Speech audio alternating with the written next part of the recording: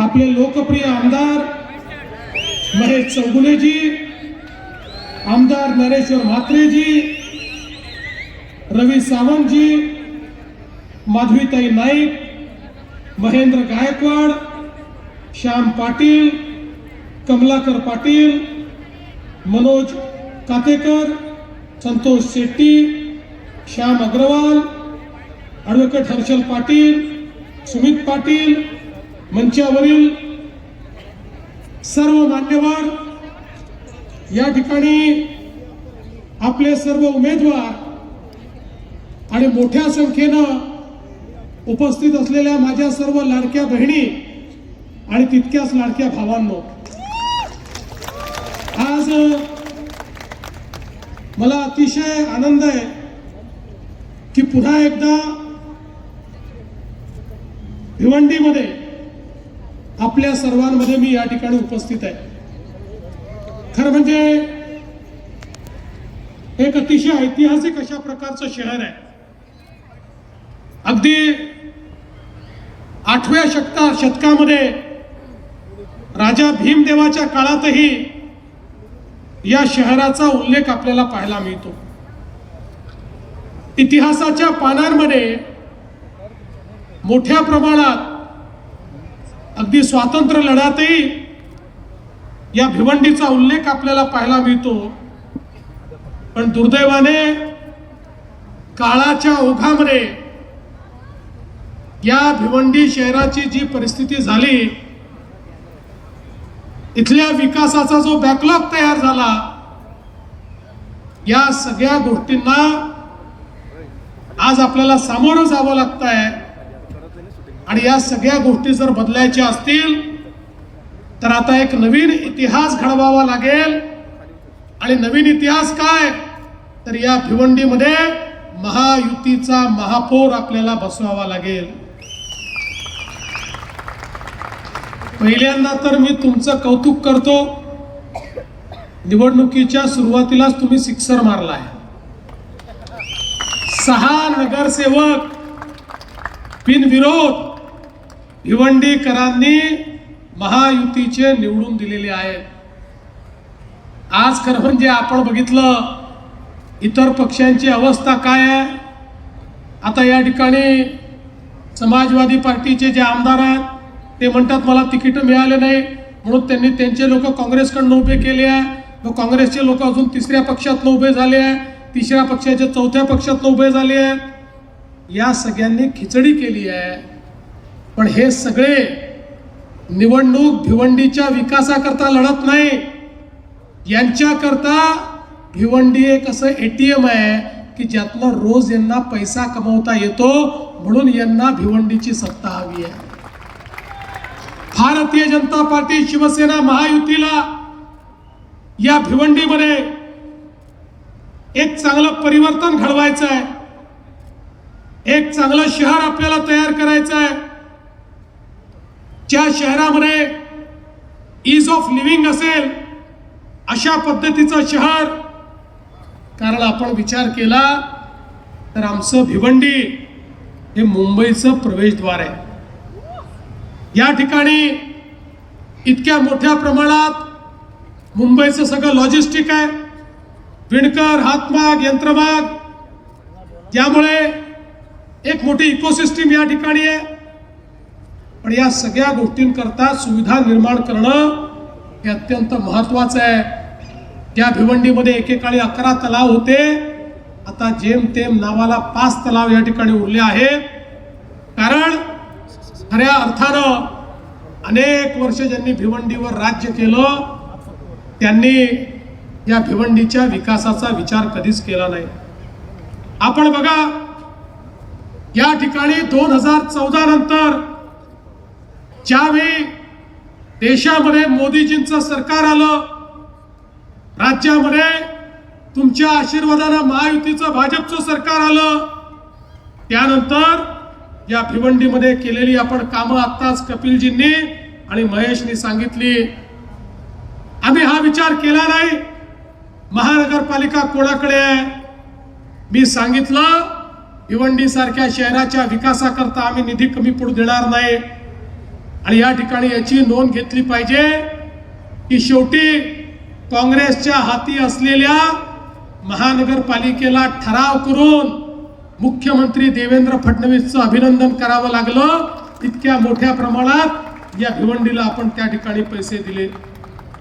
एक प्रकारे आपल्याला कल्पना आहे की या ठिकाणी इतके वर्ष MMRDA अस्तित्वात होती, पण त्या MMRDAच्या माध्यमातून MMR क्षेत्रामध्ये कुठलंही काम होत नव्हतं. आणि म्हणून आम्ही हा निर्णय केला की MMRDA ही केवळ बँक म्हणून तयार केलेली नाही, कर्ज द्या वसुली करा याकरता तयार केलेली नाही. भिवंडी सारखी जी शहरं आहेत, या शहरातलं इन्फ्रास्ट्रक्चर हे MMRDAच्या माध्यमातून तयार झालं पाहिजे. आपल्याला माहिती आहे, मी भिवंडीमध्ये मेट्रोची घोषणा केली. आज ही जी मेट्रो 5 आहे, ठाणे भिवंडी कल्याण, मोठ्या प्रमाणात याचं काम आपण पूर्णत्वाकडे नेतोय. आमचा प्रयत्न आहे याचा पहिला टप्पा हा 2017 अरुंद फ्लायओव्हर आहे. आवश्यकता पडली ही फ्लायओव्हर तोडून त्या ठिकाणी मोठी 4 पदरी फ्लायओव्हर तयार करू आणि त्या माध्यमातून या भिवंडी शहराला एक प्रकारे चांगलं इन्फ्रास्ट्रक्चर हे आम्ही त्या ठिकाणी देऊ. आणि म्हणून मेट्रो 5 असेल, मेट्रो 12 असेल, या माध्यमातून मोठ्या प्रमाणात भिवंडीला त्या ठिकाणी मदत करण्याचा प्रयत्न आम्ही करतो. कपिलजींनी सांगितलं, या ठिकाणी महेशने देखील सांगितलं, रस्त्यांकरता, कॉन्क्रीट रोड करता, पुलांकरता, कनेक्टिव्हिटी करता जेवढा पैसा MMRDAच्या माध्यमातून आमच्या काळामध्ये आम्ही या भिवंडीला दिला.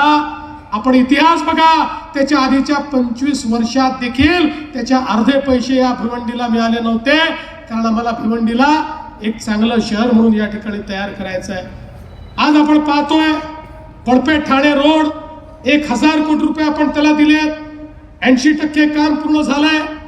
समृद्धी महामार्गाला जी कनेक्टिव्हिटी आहे ती कनेक्टिव्हिटी आपण त्या माध्यमातून करतो, जेणेकरून या रस्त्यावरची जी काही ट्रॅफिक आहे ही आपल्याला कशी त्या ठिकाणी कमी करता येईल हा आपला प्रयत्न आहे.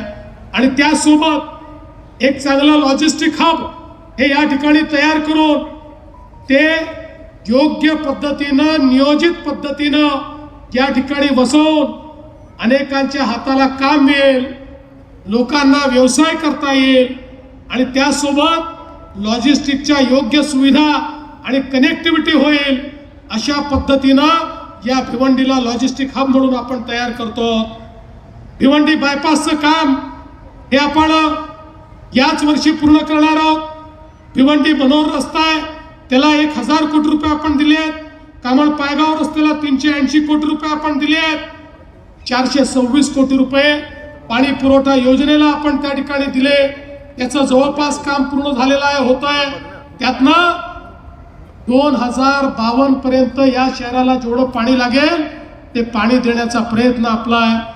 भूमिगत गटारी करता 428 कोटी रुपये, 350 कोटी रुपयाचे 54 रस्ते या ठिकाणी आपण केले आणि त्यासोबत 48 रस्त्यांना केंद्र सरकारच्या माध्यमातून आपण निधी उपलब्ध करून दिला, ज्या माध्यमातून एक आधुनिक इन्फ्रास्ट्रक्चर या ठिकाणी तयार झालं पाहिजे.